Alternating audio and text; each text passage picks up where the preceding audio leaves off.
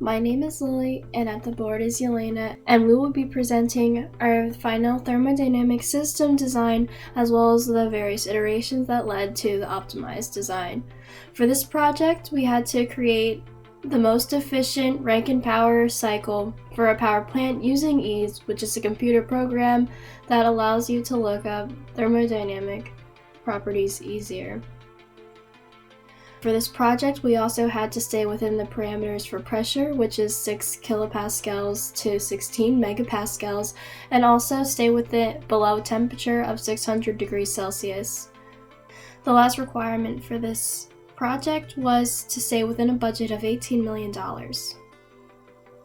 So for our first iteration, we decided to choose a pretty basic system, and we went with a simple steam generator, turbine, compressor, and pump system, just to allow us to have a starting point for the project so we could really see where we could include optimizations and different changes and where we can make modifications to increase our efficiency.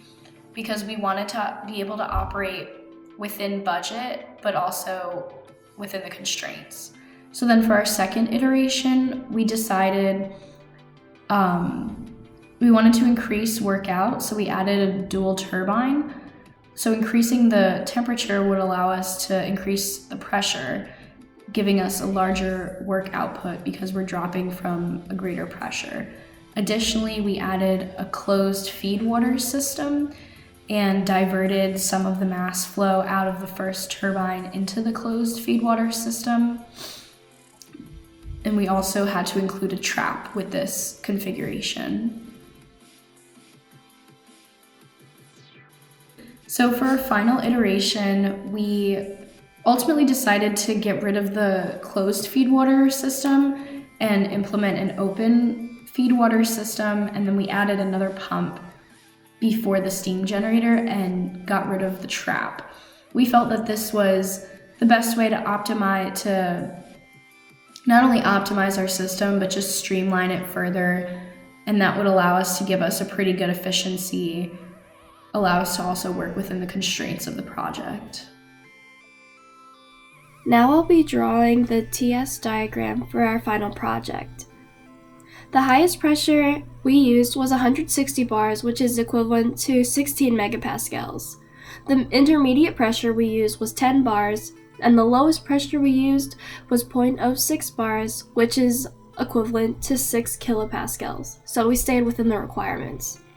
At the first stage, it is at 160 bars, and at state 2 and 3 are both affected by the turbines in the cycles, as this graph shows the isentropic ideal event and the real event. There is no extra increase in temperature after the first turbine because we decided to forego the reheat in our design.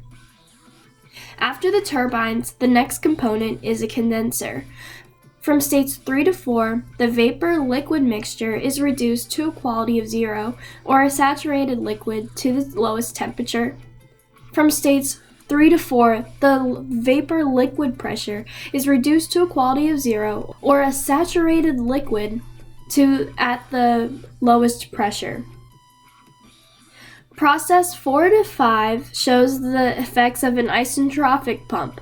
So does the process 6 to 7. Between these pumps is an open feed water heater, which helps to heat up the water before entering the second pump and ultimately the steam generator again.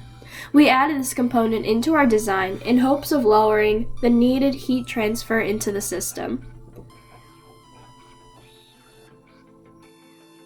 To wrap things up, I'll go over the power plant cost-benefit analysis. Overall, the equipment cost $15.5 million. Since we had an efficiency of 42.35%, which is greater than 39%, we were able to make $33.5 million. However, while we were able to get a good efficiency, the Q-in and the quality after the turbine stage did not meet the requirements to avoid fees. So in effect, we had to pay $3 million in carbon tax and $1.75 million as a maintenance fee. The overall capital cost was $20.25 million. And the savings were, as aforementioned, 33.5 million, and so we were able to make 13.5 million with this design.